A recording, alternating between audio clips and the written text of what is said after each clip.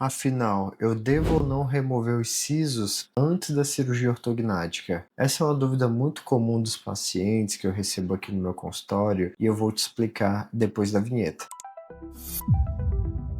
Sem dúvidas, a remoção dos sisos é muito importante antes da cirurgia ortognática e eu vou te explicar na tela o porquê. Quando eu tenho aqui, essa é uma reconstrução 3D, tá? De um planejamento de uma cirurgia ortognática e percebam, o que que acontece quando eu vou realizar a cirurgia ortognática? Aqui eu tenho o primeiro molar, o segundo molar e nessa região aqui ficaria o terceiro molar, que é o dente do siso.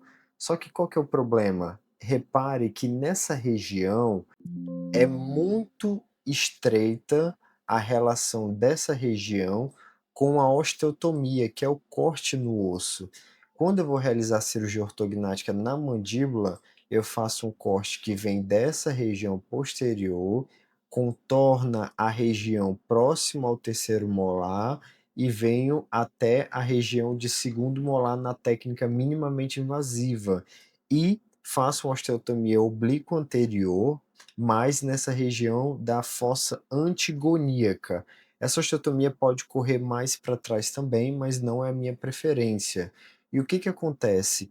O siso estando muito próximo da região da osteotomia, pode ocorrer algumas complicações. A primeira delas é a bed split, que é uma fratura indesejada. Na hora que eu faço a osteotomia e que eu vou separar ela, pode acontecer que nessa região aqui acabe fraturando de maneira indevida.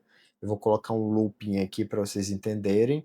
Na hora que eu vou fazer essa movimentação para separar aqui as osteotomias, pode ser que frature numa posição que eu não queria. Ao invés dela fraturar aqui, que é um corte programado, ela pode fraturar aqui para trás, pode fraturar aqui, pode correr para cima, e muitas vezes isso acaba atrasando muito a cirurgia. Em alguns casos eu não consigo fixar da maneira que eu gostaria, e eu tenho que abortar o procedimento. Com certeza, se você faz parte de alguma comunidade de grupos de WhatsApp, Facebook, de pacientes que já fizeram cirurgia ortognática, você vai encontrar pacientes que falaram: olha, removi os sisos antes da cirurgia e ocorreu tudo bem. Outros vão dizer que removeram os sisos durante a cirurgia e não teve nenhum problema, mas você também vai encontrar pacientes que disseram que tiveram um problema, que às vezes fraturaram a mandíbula, tiveram que reoperar. E o que que acontece na prática? Muitos estudos já fizeram uma comparação entre operar pacientes com siso ou não. Em muitos desses estudos mostraram que não tem tanta diferença na taxa de complicação. Só que na prática, essa bed split, que é uma fratura indesejada, pode acontecer. E a minha preferência é que sempre que possível a gente faça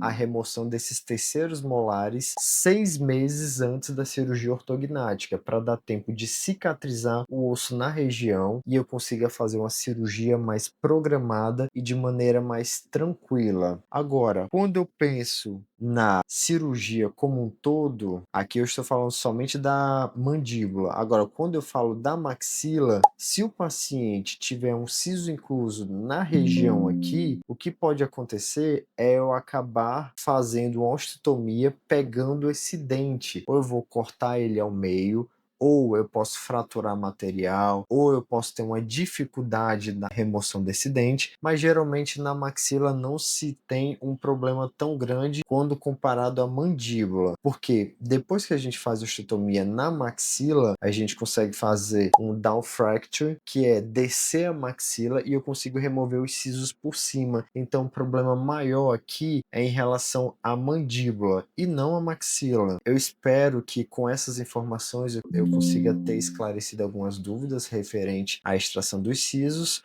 mas só recapitulando, pode sim ocorrer fraturas indesejadas, pode ter mais dificuldade na hora de fixar a osteotomia, e a minha preferência é que sempre remova esses sisos 6 meses antes do procedimento cirúrgico. É claro que existem exceções, existem também cirurgiões que não têm preferência, removem tanto no ato cirúrgico ou antes, mas sempre deve ser tentado remover 6 meses antes.